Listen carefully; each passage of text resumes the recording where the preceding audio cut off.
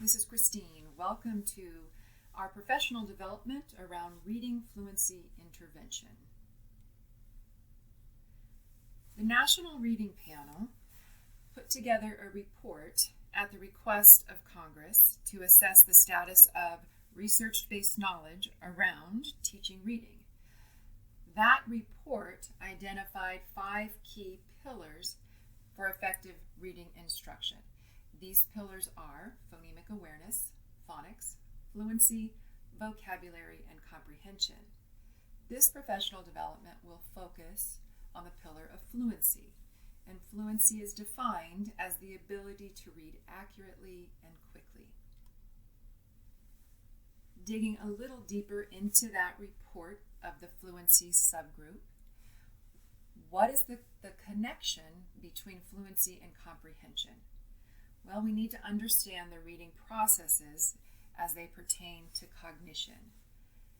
When a student is reading, their cognition is focusing on decoding those printed words and then grouping those printed words after decoding them into units of understanding, of comprehension. But if the student's cognition is mostly taken up by tedious or methodical decoding, even though they do understand the phonics rules, then they struggle with making meaning because all of that cognition is wrapped up still in decoding. So that non-fluent reader has a slower process, and it's labor intensive and really does not complement making meaning and understanding. On the other hand, when a reader is fluent after practice, they can immediately recognize those printed words. They are in their memory with ease and speed, lowering the cognitive demand and allowing the student to group those known words and make meaning and understand. Back to the definition of fluency, those key components are speed and accuracy. Now, speed and accuracy can absolutely develop without intervention through regular core instruction. Through core instruction, a student can learn and implement their advanced phonics skills. They experience repeated reading in a sufficient way for them to become accurate and have good speed. They have the ability to self-correct independently.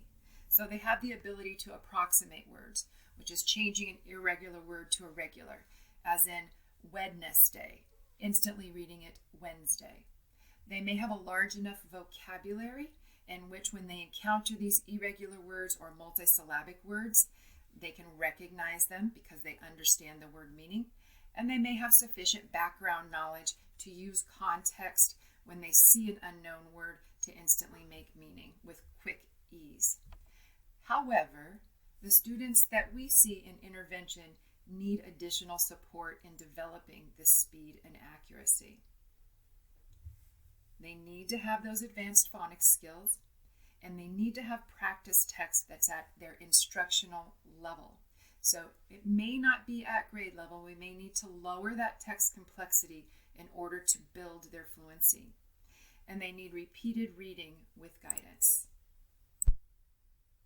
The instructional strategy of repeated reading was identified as effective through a research meta-analysis, showing that repeated reading, along with other procedures that have students reading passages orally multiple times while receiving guidance or feedback, is effective in improving their fluency.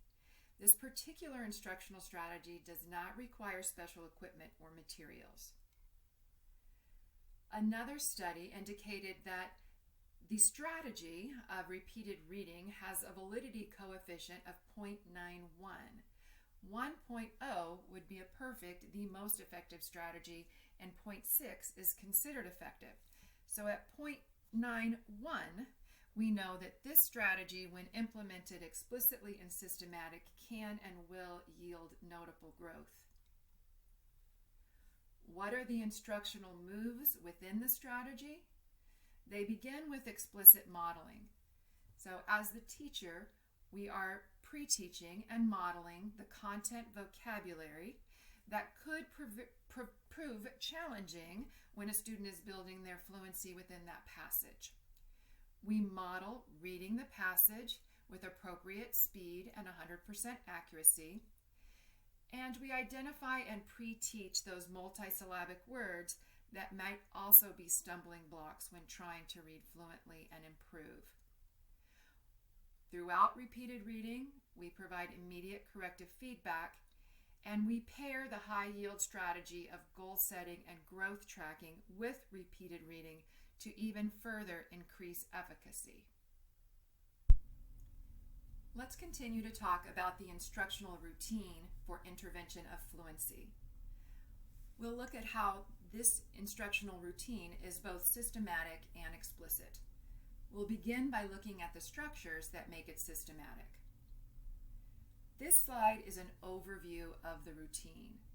The routine is similar for face-to-face or remote. We're looking at face-to-face right now.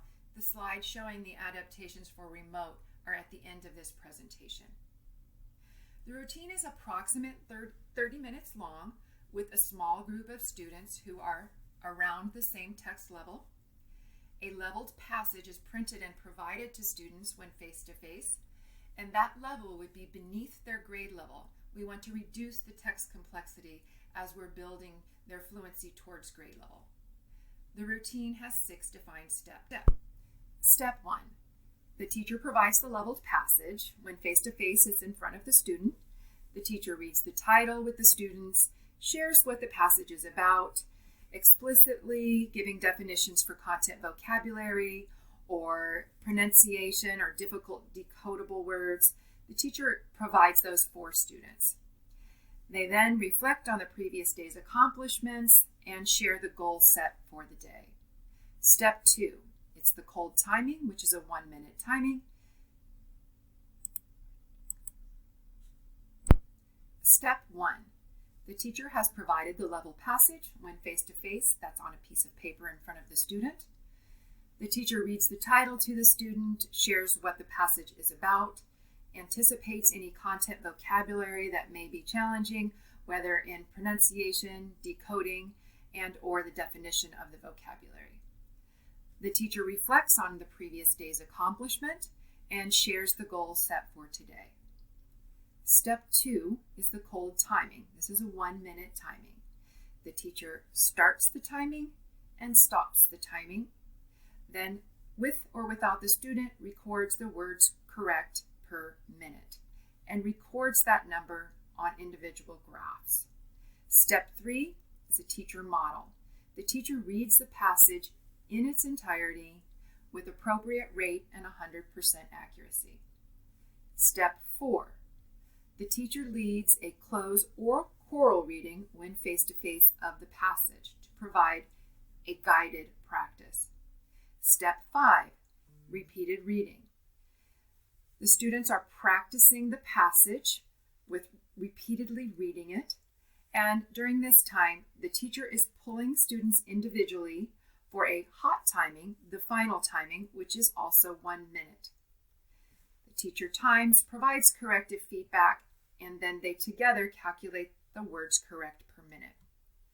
The final step, the teacher reports the student's progress, and they chart that progress for the day and set the goal for the next.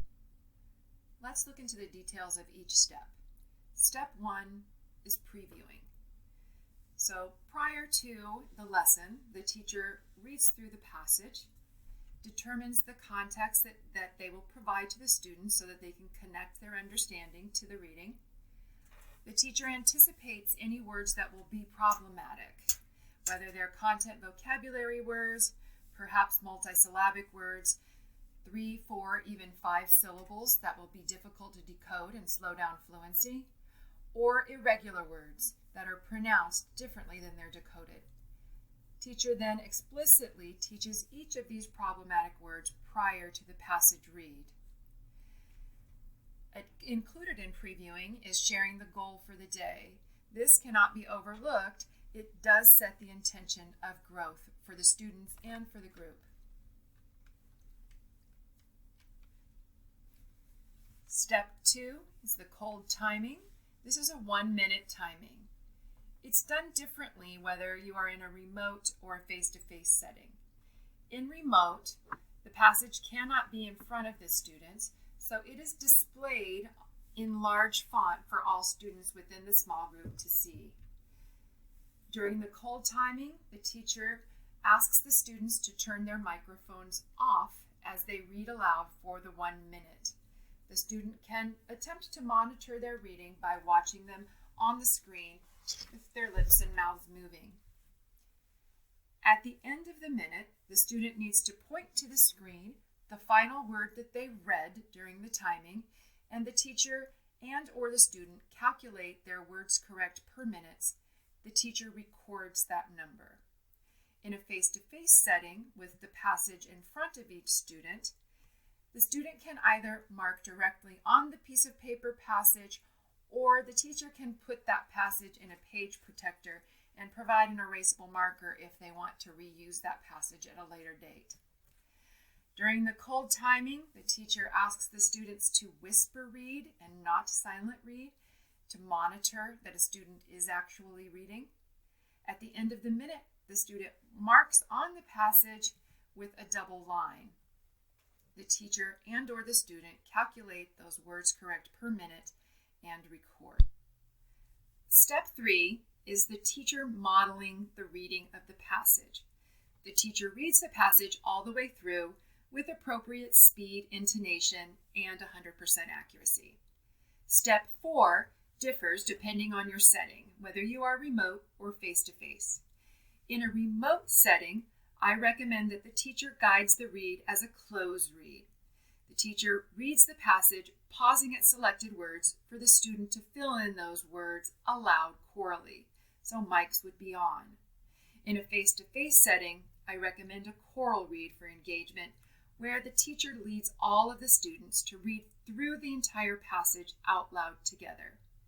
In either scenario, the teacher provides immediate corrective feedback when errors are made. Step 5 is the repeated reading portion of the routine. This is the student practice. In a remote setting, students would practice repeatedly reading the passage with their mics off. The teacher would monitor by watching them on the screen, looking at their mouths as they read. In a face-to-face setting, the teacher creates strategic partnering, intentionally pairing students with a partner that may act as a model. Of course, the teacher is a part of this partnering, strategically partnering themselves with a student. In either case, one student reads while the other listens. The other student is doing their best to identify errors the student makes and then correct the errors at the end of the passage. The student provides feedback. The use of accountability stems can be very important and supportive. Accountability stems are sentence starter that promote healthy, positive, and respectful conversations. You might have the starter, "This word was an error. You read it as blank. The correct pronunciation is blank." Next part of step 5, as the students are independently, repeatedly reading the passage, the teacher is pulling one by one students for their final timing, their hot timing, which is also 1 minute.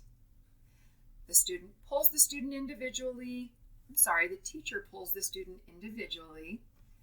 allows them to read to them, and the teacher is tracking errors. They are noting the last word that the student read and what their words correct per minute were. Are they noticing issues with tracking or any other habits that they would want to provide immediate corrective feedback to that student following their hot time read? At the end, in a remote setting, the teacher collects all of the hot time scores and graphs them. In a face-to-face setting, the students will complete their graphs individually. We will look deeper into graphing in a few slides.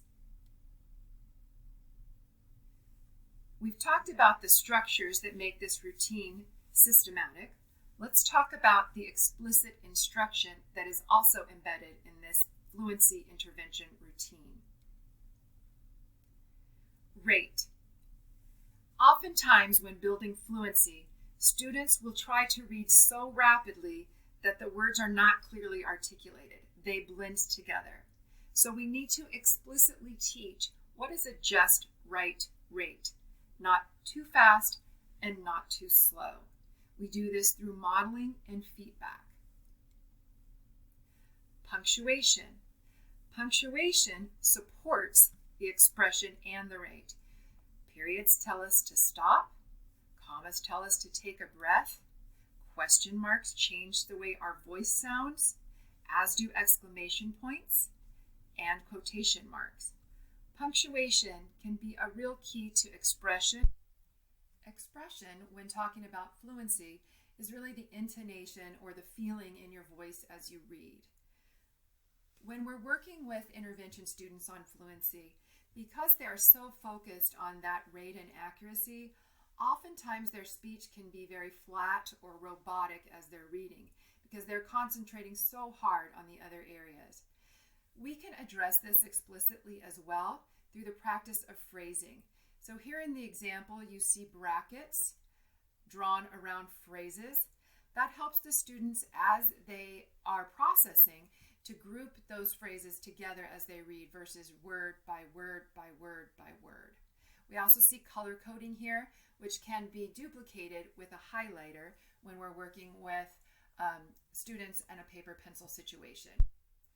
At this point in our PD, we'll shift from discussion of the explicit instruction contained in our routine back to a systemic structure also in the routine, this being tracking, graphing, and goal setting. We know goal setting, corrective feedback, and recognition are all high-yield strategies according to John Hattie with very high effect sizes. We also can find this from the Council for Exceptional Children. Results of a meta-analysis show that goal setting had a very positive effect for both boys and girls, especially when combined with feedback and/or contingent reinforcement. Interventions function well because they involved well-conceived plans geared towards a specific skill deficit. The well-conceived plan being goal setting, the specific skill deficit being fluency. Also, the act of setting a goal and the subsequent reinforcement of achieving that goal bolsters active student responding and participation. The feedback and error correction also serve as a means to shape correct responding. So step 6 outlines this process within our routine. Tracking and goal setting allow a student to directly participate in their own growth. The goal setting allows them to know their clear target and their position in reaching that target. They also are aware of the learning and learning performance they need to achieve that target. We'll look at an example based on a remote setting. When we are remote, we're going to use a group graph to track and goal set. Just as an aside, when you're face-to-face, you may either choose to graph as a group or individual. We already know that in step 1, the teacher reminds the small group of the day's goal that was set in the previous lesson. We see that the tracking appear first following the cold timing. The teacher and the student determine those words correct per minute. The teacher then would gather each of the students' scores in the cold timing, very quickly calculate an average or the mean, whatever your preference is, and plot that number in blue on the chart that you'll see in just a moment. Following the hot timing, the same thing happens. The teacher collects those correct words per minute scores from each individual student, calculates the average or mean, and then plots it on the graph in red. This provides a visual to see growth for the group. When these are charted, the teacher then leads a goal-setting conversation for the next session, keeping in mind and explicitly teaching how to create a reasonable and attainable goal. The formulas for calculating words correct per minute, as well as accuracy, are on this slide. words correct per minute is the total number of words read minus the errors. Accuracy is determined by taking the correct words per minute and dividing by the total number of words read by a student. Here's an example passage. This is a level 3.0 passage titled The Wink. The cold timing is in black. We see that the student stopped reading after a minute after the word had and before the word butterflies. There's the double line. The errors made: the student said rose instead of rosa. The student said concert instead of concert. And the student said worked instead of worried. The student read 45 total words. We determined that by starting here: 42, 43, 44, 45. The student had 1, 2, 3 errors. We subtract them from 45, the total number read, and we get correct words per minute as 43. To calculate the accuracy, we start with the correct words read per minute divided by the total numbers of words read, and that's 96% accuracy. The 1 minute timing, I used a different color for this demonstration. It is not necessary.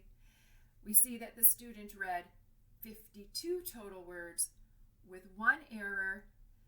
That's 51 correct words per minute, an accuracy of 98%. We've provided these graphs to support your graphing and goal setting. This is a blank copy of the graph. You can see that we go from 0 to 100 correct words per minute. We have a space to list the students who are in this group, the date, the level of the text this group is working in, and the title of the text. You will want to have your draw bar open and this displayed for the students. And this graph will take you through the week: Monday, Tuesday, Wednesday, Thursday, Friday. Here is an example of a completed graph. Here are the students in my group and the time this group meets. I chose to put our goal with a yellow star. I just drew that with my draw feature. This was on January 11th. The level was 3.0. That passage title was The Wink. You can see that our average cold timing fell here at 49 words. I plotted it with just a blue dot. And then our hot timing, we grew to 69 words. So I now have a visual. I then set the following day's goal being attainable. We were at 69. We decided to go 10 words higher. It's not perfect, but it still does provide that visual. We are fortunate to have a norm referenced chart that gives us percentiles by correct words per minute. This is a standard for fluency created by Hasbrook and Tyndall, and this is the revised form from 2017. It provides us with grade levels, the percentiles within those grade levels, and then fall, winter, and spring cut points. The 50th percentile is highlighted in gray, so we can use an example here. If we would like our second grader in winter to fall at the 50th percentile, they should be reading 84 correct words per minute.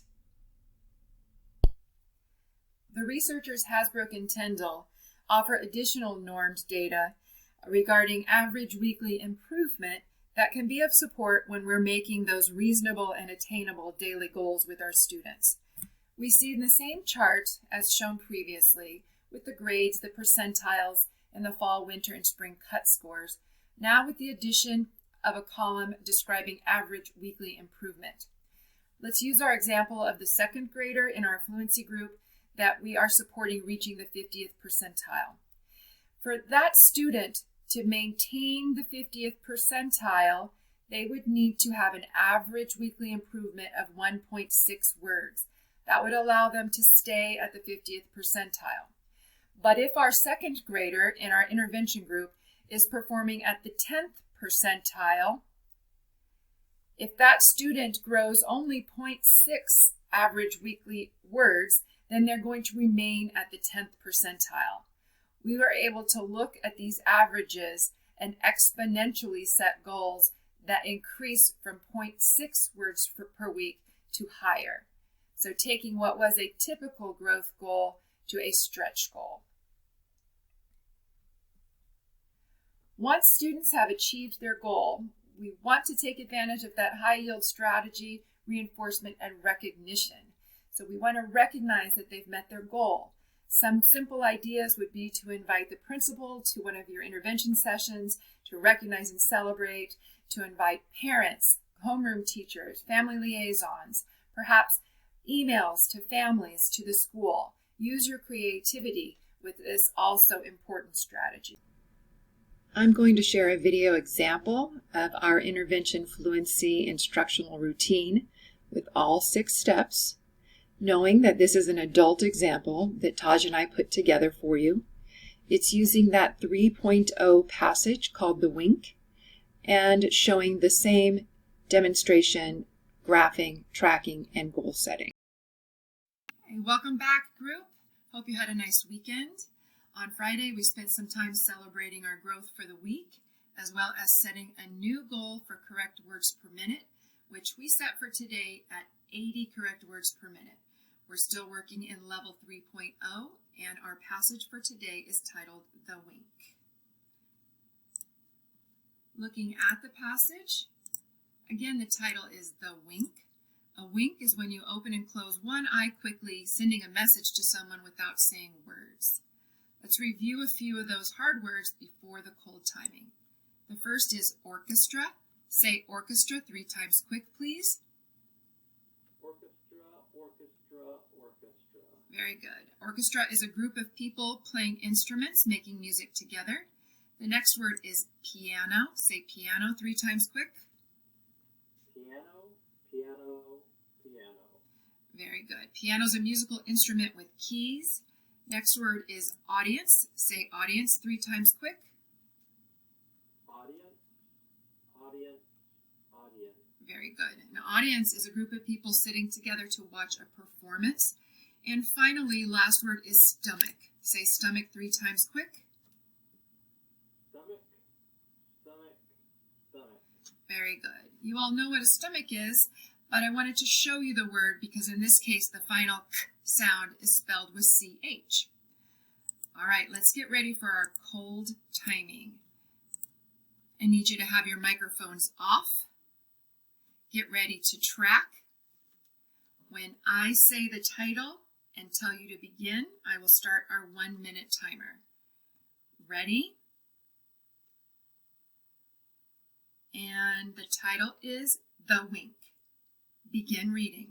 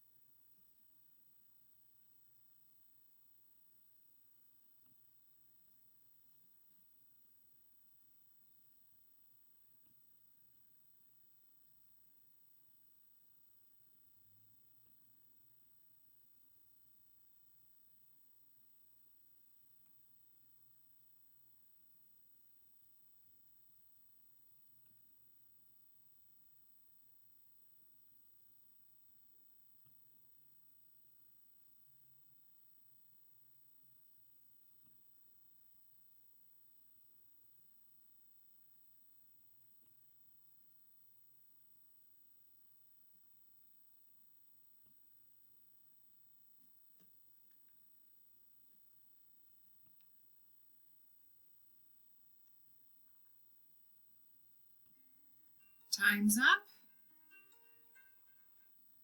Point to the last word that you read. When I call your name, turn your mic on and let me know that word. Taj, what's the last word you read? When. When. This when right here? 52, yes. Good. So you read a total for your cold time of 52, 53, 54 words. All right. Now that we've done our cold timing, I'm going to model the whole passage. Please turn your mic off and follow along as I read. The Wink. The big day was here. Rosa was in the school orchestra, and tonight was the winter concert. It was the first time she would play the piano in front of an audience. Rosa was worried all day in school. When she got home, she had butterflies in her stomach. She was still scared when she left for the concert. Rosa went backstage and peeked out from behind the curtain and watched her friend Sam play his horn. Sam never made a mistake. He looked fine. Then Rosa saw her parents in the third row. Her father caught her eye and winked. Suddenly, Rosa knew she could do it. She would pretend that she was playing just for her mom and dad. Rosa stepped onto the stage. She played her song well. When it was over, Rosa grinned. She winked at her parents and ran off the stage. Rosa's stage fright was over. So we learned that Rosa was nervous about playing the piano in front of an audience. She found a strategy by looking at her parents that helped her get through, and at the end, her stage fright or fear of being on the stage was over. Turn your mic back on. We're going to do a close read together. So when I stop reading, you fill in the word. The wink. The big day was here. Rosa was in the School. Orchestra, and tonight was the Winter. Concert. It was the first time she would play the Piano. in front of an audience. Rosa was worried all day in school. When she got Home. she had Butterflies. excellent in her Stomach. good. She was still scared when she left for the concert. Rosa went backstage and Peep. out from behind the curtain and Watch. her friend Sam play his Horn. Sam never made a mistake. He Look. fine. Then Rosa saw her parents in the third. Row. Her father Caught. her eye and winked. Suddenly, Rosa knew she could do it. She was playing Just. for her mom and dad. Rosa stepped onto the stage. She played her song well. When it was Over. Rosa, Grinned. she Winked. at her parents and ran off the stage. Rosa's stage Fright. was over. Excellent. It's time for you to do your repeated practice. So reminding you, you'll turn your mic off, keep your camera on if you're comfortable, and you will continue to practice until I call you one by one to do your hot timing. Mic's off, get ready to practice, and begin.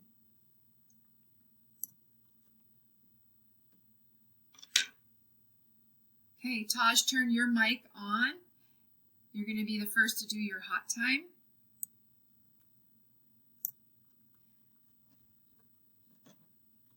Thank you. Get ready to track. You'll track for 1 minute. Starting here with the first word. Ready, read. The day was here. Rosa was in school orchestra, and tonight was the winter concert. It was the first time she would play the piano in front of an audience. Rosa was worried all day in school. When she got home, she had butterflies in her stomach. She was still scared when she left for the concert. Rosa went backstage and peeked out from behind the curtain and watched her friend Stop. Excellent reading. The last word you read was friend. And when we count that, count with me from 70. 71, 72, 73. So your hot time score was 73. Your cold time was 54. You went at quite a few words. When we look at your errors, Taj, you only made 2 errors. The first, way up here in the first line, you did not read the word the. Sometimes when you're reading quickly and reading for meaning, you can miss the words that don't hold meaning, but I want to bring your attention. Rosa was in the school orchestra. You had read Rosa was in school orchestra. The only other mistake you made was this word. This word is peaked. Say the word. Peaked.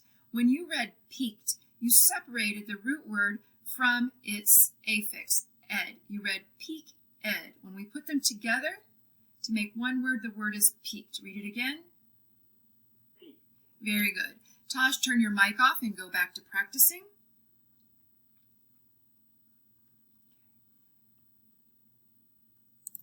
All right, group, everyone's done their hot timing. Let's put our mics back on and come back together.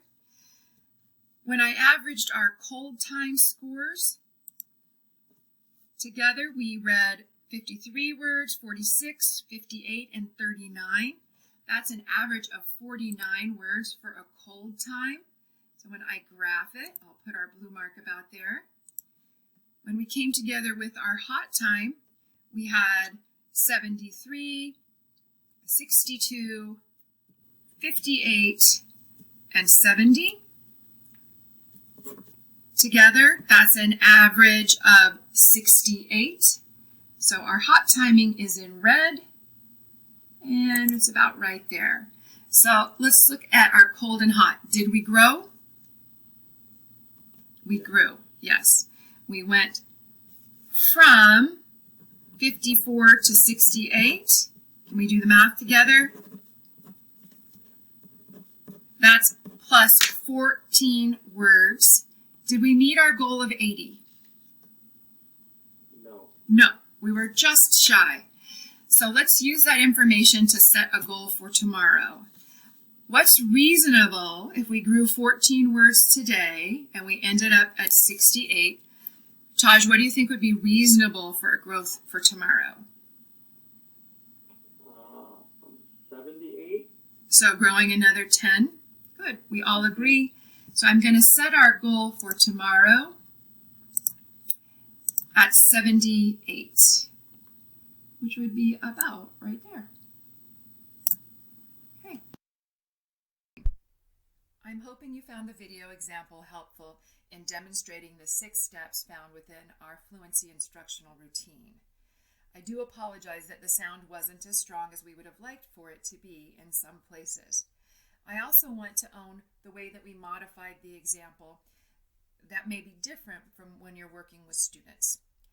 First, I did all of the graphing at the end of the session versus starting the graphing after the cold timing and completing at the end.